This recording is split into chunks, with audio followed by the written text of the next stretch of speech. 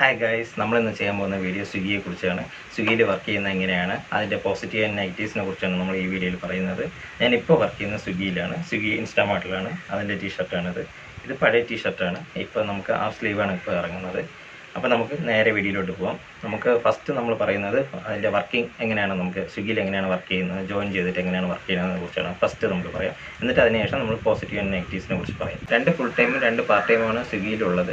7 AM to 4 PM 3 PM to 12 AM. ഇതിൽ നമ്മൾ 8 hours എങ്കിലും കംപ്ലീറ്റ് ചെയ്തിരിക്കണം. നമുക്ക് 9 hours ഉണ്ട്, പക്ഷേ നമ്മൾ 8 hours എങ്കിലും ലോഗിനിലായിരിക്കണം. എന്നാൽ മാത്രമേ നമുക്ക് ഇൻസെൻറ്റീവ് കിട്ടത്തുള്ളൂ, ഡെയിലി ഇൻസെൻറ്റീവ് കിട്ടത്തുള്ളൂ. പാർട്ട് ടൈം എന്ന് പറയുന്നത് 11 AM to 4 PM 7 PM to 12 AM. അതിൽ 430 hours നമ്മൾ ലോഗിനിലായിരിക്കണം, എന്നാലേ അതിനും ഇൻസെൻറ്റീവ് കിട്ടത്തുള്ളൂ. നമുക്ക് എങ്ങനെയാണ് ഫസ്റ്റ് ഓർഡർ ഇതാകുന്നത് പറഞ്ഞാൽ, നമ്മൾ ഷിഫ്റ്റ് ബുക്ക് ചെയ്ത ശേഷം ഏത് ഷിഫ്റ്റിലാണ് വർക്ക് ചെയ്യുന്നത്, നമ്മൾ ആ ഷിഫ്റ്റ് ബുക്ക് ചെയ്ത ശേഷം ബോർഡിൽ റീച്ച് ആയാൽ മാത്രമേ നമുക്ക് ഓൺലൈൻ ആവാൻ പറ്റത്തുള്ളൂ. നമ്മളിപ്പോൾ രാവിലെ എക്സാമ്പിളിൽ നമ്മൾ 7 AM to 4 PM വർക്ക് ചെയ്യുന്നെങ്കിൽ 8:01 ആയി കഴിഞ്ഞാൽ നമുക്ക് അന്നത്തെ ഇൻസെൻറ്റീവ് കിട്ടത്തില്ല, ഡെയിലി ഇൻസെൻറ്റീവ് കിട്ടത്തില്ല.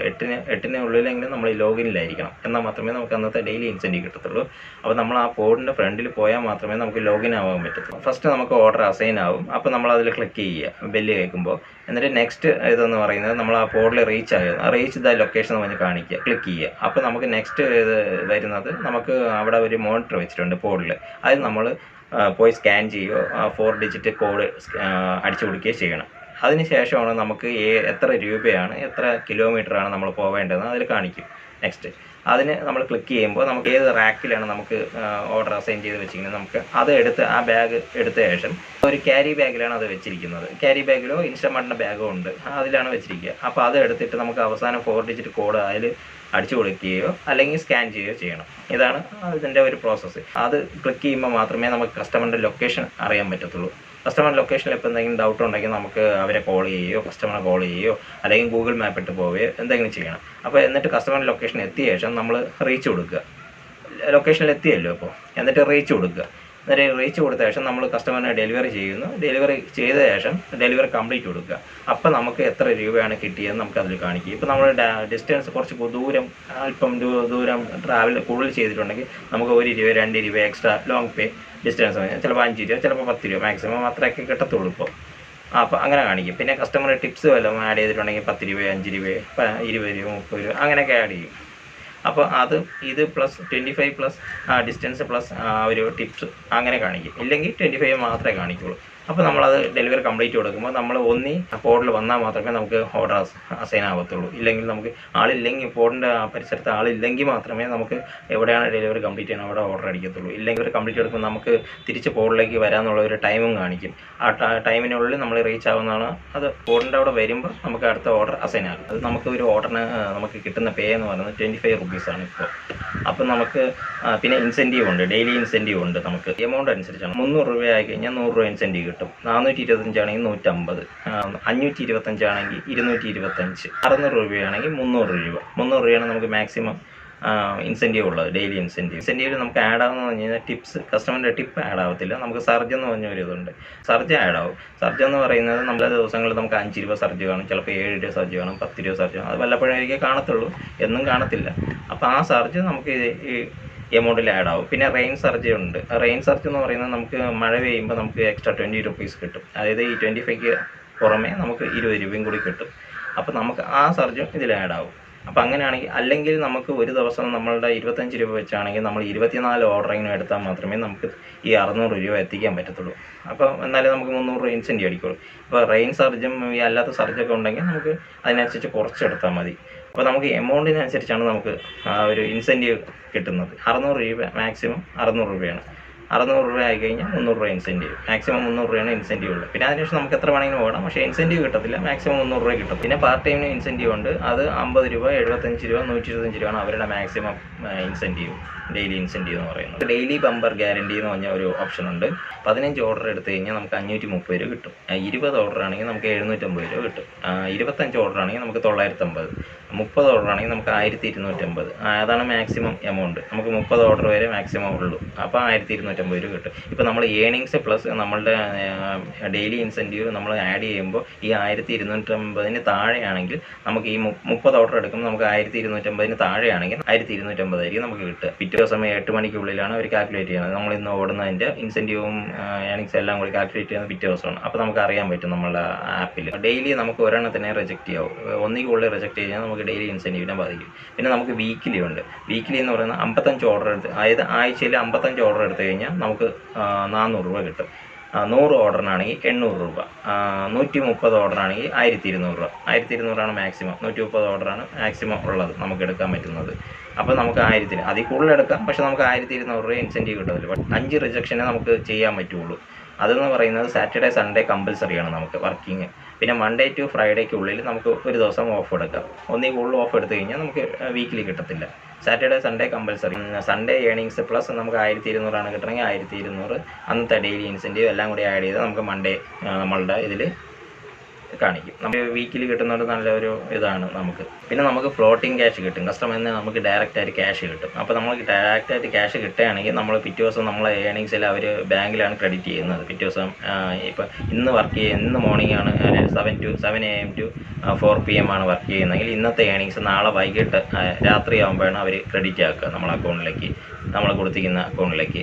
അപ്പോൾ നമ്മൾ ഫ്ലോട്ടിംഗ് ക്യാഷ് എന്തെങ്കിലും കസ്റ്റമർ തന്നിട്ടുണ്ടെങ്കിൽ നമുക്ക് അതിൽ കൂടുതലാണെങ്കിൽ അവർ ക്രെഡിറ്റ് ചെയ്യേണ്ട ആവശ്യമില്ല. എക്സാമ്പിൾ 1000 രൂപയ്ക്കാണ്. അപ്പോൾ നമ്മൾ ഫ്ലോട്ടിംഗ് ക്യാഷ് 1200 ഉണ്ടെങ്കിൽ നമ്മൾ 1000 രൂപ പിടിച്ചിട്ട് ബാക്കി 200 രൂപ നമ്മൾ ആ ഫ്ലോട്ടിംഗ് ക്യാഷിൽ തന്നെ കിടക്കും. പിന്നെ അല്ലെങ്കിൽ നമ്മൾ ഇപ്പോൾ 500 രൂപയാണ് നമ്മളെ ഫ്ലോട്ടിംഗ് ക്യാഷ് ഉള്ളെങ്കിൽ നമുക്ക് 500 രൂപ ബാക്കി നാളെ ക്രെഡിറ്റ് ചെയ്യും നമ്മളെ അക്കൗണ്ടിലേക്ക്. അപ്പോൾ എത്രയാണ് ഫ്ലോട്ടിംഗ് ക്യാഷ് അവർ മൈനസ് ചെയ്തിട്ടാണ്, അതായത് 11 മണി തൊട്ട് 1 മണിക്കുള്ളിലാണ് അവർ സ്വിഗ്ഗി നമ്മളെ ക്യാഷ് ഡിഡക്റ്റ് ചെയ്യുന്നത്. അപ്പോൾ അതിനനുസരിച്ച് നമ്മൾ മൈനസ് ചെയ്തിട്ടാണ് നമ്മളെ അക്കൗണ്ടിലേക്ക് ക്രെഡിറ്റ് ആവുക. അങ്ങനെ ഫ്ലോട്ടിംഗ് ക്യാഷ് ഡയറക്റ്റ് ഓൺലൈനിലും ഓൾറെഡി കസ്റ്റമർ പേ ചെയ്തിട്ടുണ്ടാവും, ഇല്ലെങ്കിൽ ഫ്ലോട്ടിംഗ് ക്യാഷ് ആയിട്ട് നമുക്ക് അങ്ങനെ കിട്ടും. അങ്ങനെ ഒരു ഓപ്ഷൻ ഉണ്ട്.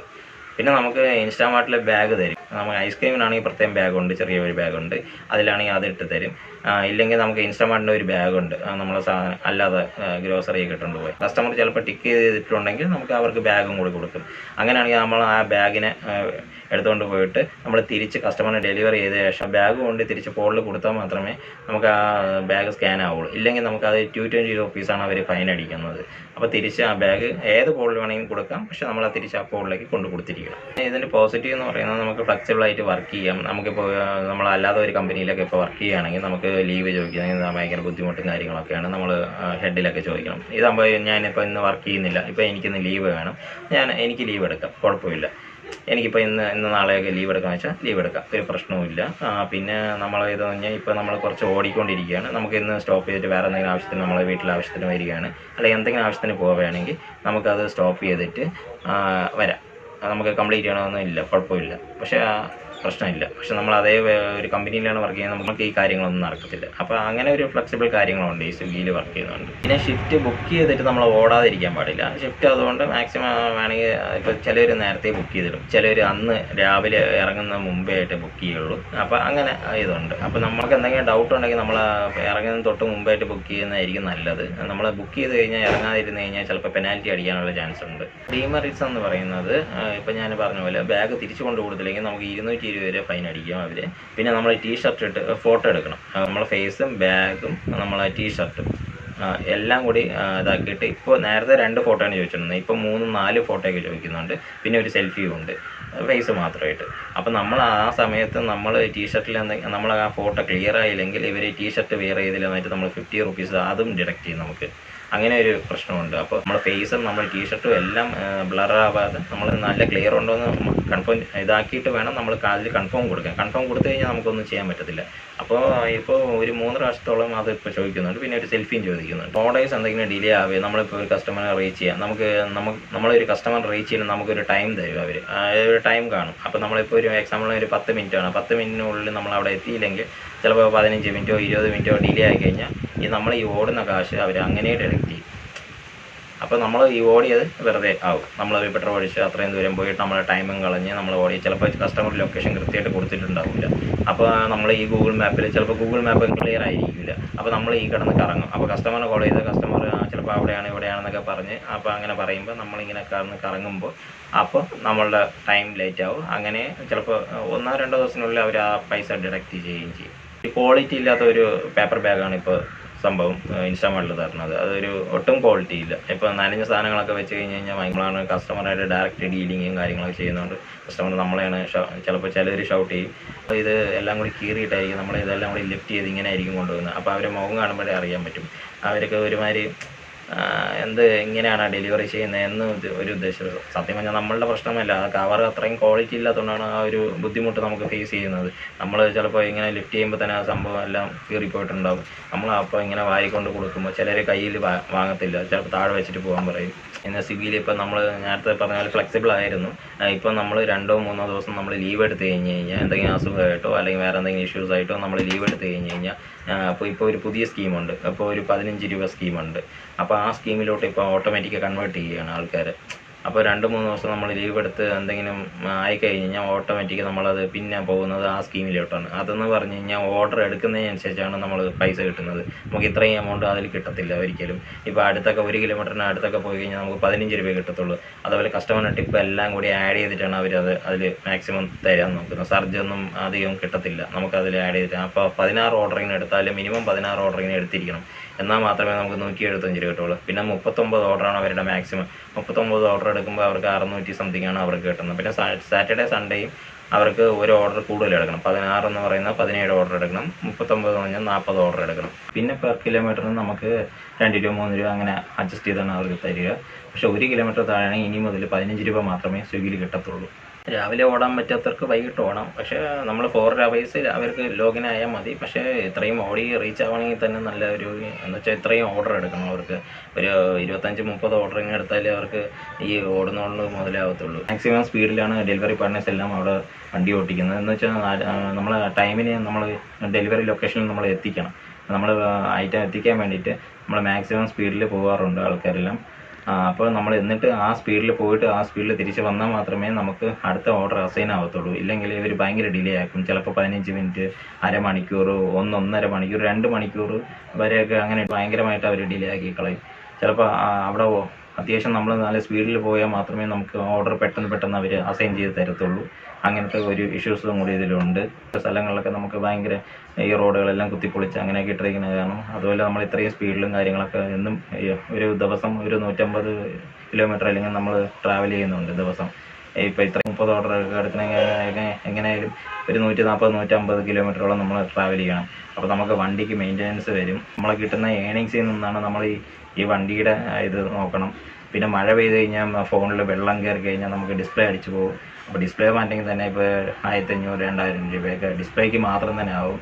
അപ്പോൾ ഇങ്ങനെ കുറേ ഇഷ്യൂസ് ഉണ്ട്. നമുക്ക് മൊബൈലും ഡാറ്റയും നമ്മളെ വണ്ടിയും എപ്പോഴും കൃത്യമാണെങ്കിൽ മാത്രമേ നമുക്ക് ഇതിൽ വർക്ക് ചെയ്യാൻ പറ്റത്തുള്ളൂ. അപ്പോൾ അങ്ങനെ ഒരു ഇതുണ്ട്. ചില സമയത്ത് നമുക്ക് ഡാറ്റ പ്രശ്നമായിട്ട് വരും. ചിലപ്പോൾ നമ്മളെ മൊബൈൽ ഹാങ് ആവും, ചിലപ്പോൾ ചൂടൊക്കെ അടിച്ച് നമ്മളെ മൊബൈൽ ഹാങ് ആവും, ചിലപ്പോൾ അവരുടെ സോഫ്റ്റ്വെയർ ബഗ്ഗുകൾ കാരണം അപ്പോൾ അങ്ങനെയും ഹാങ് ആവും. ഇന്ന് തന്നെ നമ്മൾ വർക്ക് ചെയ്യുന്ന സമയത്ത് ഒരു ഓർഡർ റിജക്റ്റ് ആയി, നമുക്ക് എടുക്കാൻ പറ്റിയില്ല.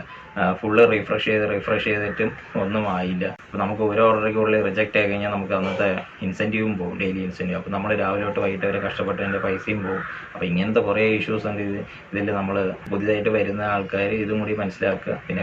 പിന്നെ നമുക്ക് റിട്ടേൺ ഓർഡർ ഉണ്ട്. ഇപ്പോൾ നമ്മൾ എവിടെയെങ്കിലും പോയി ഡെലിവറി ചെയ്തിട്ട് വരികയാണെങ്കിൽ ഡെലിവറി ചെയ്തിട്ടോ അല്ലാതെ നിൽക്കുന്ന സമയത്ത് നമുക്ക് ഇപ്പോൾ കസ്റ്റമറിന് റീപ്ലേസ്മെൻറ്റ് കാണും. ചിലപ്പോൾ ഒരെണ്ണം ഡാമേജ് ആയിട്ട് തിരിച്ച് റീപ്ലേസ് ചെയ്യാം. അപ്പോൾ നമ്മൾക്ക് റിട്ടേൺ ഓർഡർ എന്ന് പറഞ്ഞടിക്കും. നമ്മളത് കസ്റ്റമറിൻ്റെ ലൊക്കേഷനിൽ പോയിട്ട് അതിന് ഐറ്റം വാങ്ങിച്ചിട്ട് നമ്മൾ ഫോട്ടോ എടുത്ത് അപ്ലോഡ് ചെയ്ത ശേഷം നമ്മൾ അത് കൊണ്ടുപോയി തിരിച്ച് കോഡിൽ കൊടുക്കുക. അപ്പോൾ നമുക്ക് റിട്ടേൺ നമുക്ക് ഒരു 4 ഡിജിറ്റ് കോഡ് കാണും. അപ്പോൾ അവർ നമുക്ക് ആ കോഡ് പറഞ്ഞു തരുമ്പോൾ നമുക്കത് ടൈപ്പ് ചെയ്തിട്ട് നമ്മൾ ഡെലിവറി കംപ്ലീറ്റ് കൊടുക്കുമ്പോൾ നമുക്ക് ആ 25 റുപ്പീസ് നമുക്ക് അങ്ങനെയും ഓർഡർ കിട്ടാറുണ്ട്. റിട്ടേൺ ഓർഡർ എന്ന് പറഞ്ഞിട്ട് ചില കസ്റ്റമർ നല്ല പെരുമാറ്റമായിരിക്കും, ചില കസ്റ്റമർ ഭയങ്കര റൂഡായിരിക്കും. അപ്പോൾ അങ്ങനത്തെ കുറേ ഇഷ്യൂസും ഉണ്ട്. അപ്പോൾ ഇനി അതിനെക്കുറിച്ച് നമുക്ക് കുറച്ച് സംസാരിക്കാം. കസ്റ്റമർ പോലെയാണ്. അപ്പോൾ ചിലരെന്ന് പറഞ്ഞാൽ ടിപ്സ് ആഡ് ആവും. ഓട്ടോമാറ്റിക് ടിപ്സ് ഇതിൽ തരികയും ചെയ്യും, നമ്മളെ ആപ്പിൽ തരികയും ചെയ്യും. നമ്മൾ ചിലപ്പോൾ കസ്റ്റമറിനെ ഡയറക്റ്റ് വീട്ടിൽ പോകുമ്പോൾ അവർ ചിലപ്പോൾ കയ്യിൽ നമുക്ക് അല്ലാതെ തരികയും ചെയ്യും. ചിലർ തന്നിട്ട് നമുക്ക് അവർ ആപ്പിൽ അറിയാൻ പറ്റും നമ്മളെ അറൈവ് ചെയ്യുന്ന എങ്ങനെയാണ് അത് റീച്ച് ആവുന്നുണ്ട്. അപ്പോൾ അവർ വന്ന് ഗേറ്റിൻ്റെ അവിടെ വന്ന് വാങ്ങിച്ചിട്ട് പോവുകയും ചെയ്യും. ചിലർ നമ്മൾ പോയിട്ട് കോളിംഗ് ബെല്ല് അടിച്ച് പെട്ടെന്ന് തന്നെ വന്ന് വാങ്ങുന്ന ആൾക്കാരുണ്ട്. പിന്നെ ഒരു 80% ആൾക്കാർ നല്ല ആൾക്കാരാണ്. ഇപ്പോൾ ചിലർ നമ്മൾ വാങ്ങിച്ചിട്ട് നമ്മൾ താങ്ക് യു എന്നൊക്കെ പറഞ്ഞ് അങ്ങനെ വാങ്ങിച്ചിട്ടൊക്കെ പോകും. ഇപ്പോൾ ടിപ്പ് തന്നില്ലെങ്കിലും ചിലർ അങ്ങനെ വന്ന് താങ്ക് യു സ്മൈൽ ചെയ്തിട്ട് താങ്ക് യു എന്നൊക്കെ പറഞ്ഞിട്ട് പോകുന്ന ആൾക്കാരുണ്ട്. 20% ആൾക്കാരും ചിലർ ഭയങ്കര റൂഡാണ്. അപ്പോൾ നമ്മൾ ഐറ്റം കൊണ്ട് കൊടുത്തു കഴിഞ്ഞാൽ പോലും നമ്മളെ മുഖത്ത് പോലും നോക്കത്തില്ല. അവർ പിടിച്ച് ഒറ്റ വലിയ വാങ്ങിച്ചിട്ട് അവരങ്ങ് പോകും. ചിലപ്പോൾ ചില ഫ്ലാറ്റിലൊക്കെ ആണെങ്കിൽ അവർ ചെറിയൊരു ഡോർ തുറന്നിട്ട് ഒറ്റ വലിയ അങ്ങ് വാങ്ങും.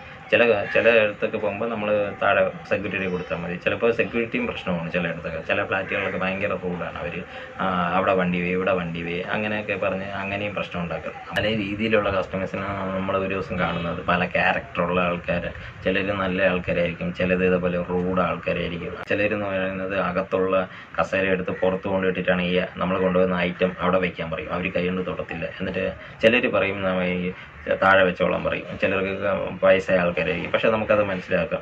പാവം അവർക്ക് വയ്യാത്തതാണ്. അവർ കുറച്ച് സാധനങ്ങൾ എടുത്ത് അകത്തുകൊണ്ട് വെച്ചോളാം എന്ന് അവർ ഓട്ടോമാറ്റിക്ക് പറയുന്നു, നമ്മുടെ അടുത്ത് പറയും. അപ്പോൾ നമുക്കത് മനസ്സിലാക്കാം. പക്ഷേ മറ്റേത് നമ്മൾ കാണുമ്പോൾ നമുക്കിതിന് മനസ്സിനൊരു വിഷമമാണ്. അവർ ഉദ്ദേശിക്കുന്നത് ഇവരൊക്കെ പാവങ്ങളാണ്, നമ്മൾ വലിയ ആൾക്കാരാണ് എന്ന് ഉള്ള മെൻറ്റാലിറ്റി കൊണ്ടായിരിക്കാം ഇങ്ങനെ ചെയ്യുന്നത്. ചിലർക്ക് ഇങ്ങനത്തെ ഇതൊന്നും ഇഷ്ടമില്ലായിരിക്കും. ഈ താഴ്ന്ന ആൾക്കാരെ കാണുന്നതൊന്നും ഇഷ്ടമില്ലായിരിക്കും. എല്ലാവരും ജോലി തന്നെയാണ് ചെയ്യുന്നത്. ആരുടെ അടിമയൊന്നുമല്ല ഈ കാലത്ത്. അപ്പോൾ എല്ലാവരും മനുഷ്യർ തന്നെയാണ്. നമ്മളെല്ലാവരും കുറച്ച് കാലം വേണ്ടി ജീവിക്കാൻ വരുന്ന ആൾക്കാരാണ് ഈ ലോകത്ത്. അപ്പോൾ അങ്ങോട്ടും ഇങ്ങോട്ടും മനുഷ്യത്വം കാണിക്കും.